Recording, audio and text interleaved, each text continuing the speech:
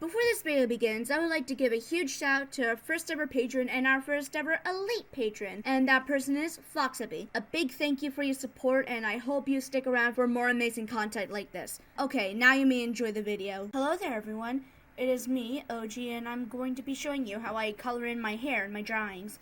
But first, I'd like to thank you all for 200 subscribers. It kind of means a lot actually. Never thought I'd get this far, and I'm sorry if I sound a bit monotone. This is gonna be another improv thing, but let's just get into how I color hair. So I normally do this with like hair that's already shaded, but for this sake we're not gonna shade it. So first you're gonna make like a clipping layer. You can set it to normal or multiply. I usually set it to like multiply or linear burn, but multiply would work. And I'd also select a section of the hair using the magic wand tool, and I'd usually use the lasso tool to fill in any corners and any gaps left over in the drawing of the selection. And it's to make sure I cover every inch of the piece of hair that I'm going to add streaks to. After you're done selecting your hair, you would take a hairbrush. I actually made this brush myself. It could be like a freebie for you guys to use for Clip Studio Paint, but anyhow, we're going to follow the curvature of the hair, sort of like this. And please, I'm sorry if it's a little slow. I usually select a darker color for the hair, and make sure to not do this. Don't do it straight like that. It doesn't look as appealing for the hair. Instead, again, just follow the curvature of the hair.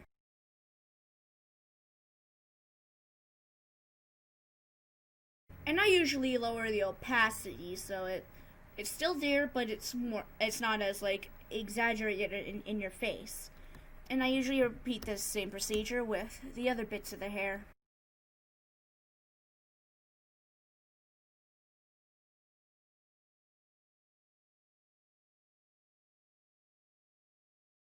For hair pieces that are darker or more behind, like sort of like this sort of stuff, I usually keep it a bit darker, so it resembles like a darker piece of the hair. And then you'd probably do the same thing as before, but this time we're going to go screen or any lightning blending mode for a layer.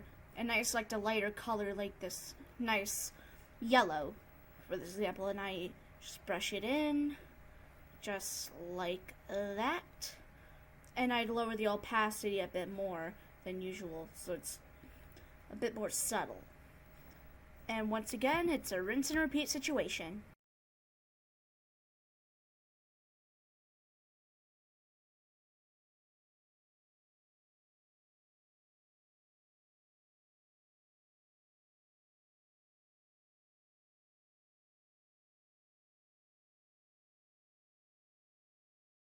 Once you're done doing the hair strands, I'd usually go in another multiply layer and take a soft brush to add some shading to some areas, like darkening the parts of the hair on the top, maybe a little bit on the sides right here.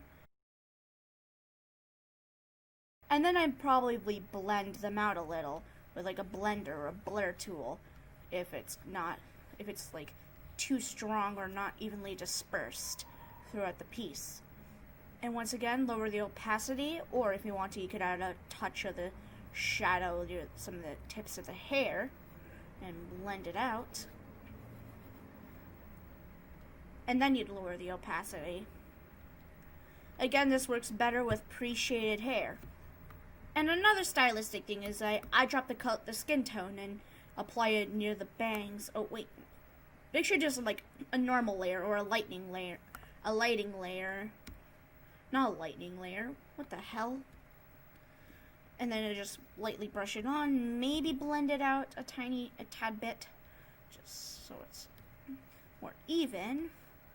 And then you lower the opacity once again. And here comes the fun part. I like this little bit a lot. You take like a hard brush, select a color, and then select screen or add glow, and you add a lighting layer, and then you do a swoop. It takes a couple of tries to get it right. I don't get it right the first time, so that's why I keep on undoing until I get the perfect shape. And this is the perfect shape to me. Let's just move it down a little. Again, another stylistic choice, but I usually erase the bits where it touches the lines. Some areas like this get a little the erasement treatment, and also erase the edges so it's a little more uniform and fits in with the other hair strands. And then if it touches any liner, all of it gets, it's sort of like separating the hair strands and telling them apart. You can also do this with other parts of the hair if you want. For example, like this little bit of hair, you just erase it where it overlaps or it goes outside the lines. Or you could use the select tool if it helps out a lot.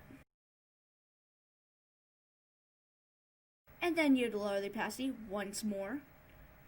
I apologize if I repeat myself a lot.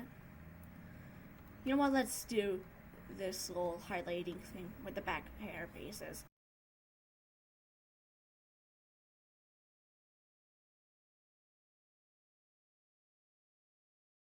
After you're done, I take my soft brush again, and then I brush on some more highlighting color. It kind of depends on like the lighting of the piece. I can settle for this nice purple color for this example. That looks great. Really great. And then I'd probably do another bit of shading where needed, like some touching up on this little, on the crown area. And once more, this step is completely optional. You would take like a thin brush. You can eyedrop some of the hair and add little loose strands to the top of the head, or where any piece of loose hair goes. Just go crazy, but not too crazy, or else the hair will look way too messy.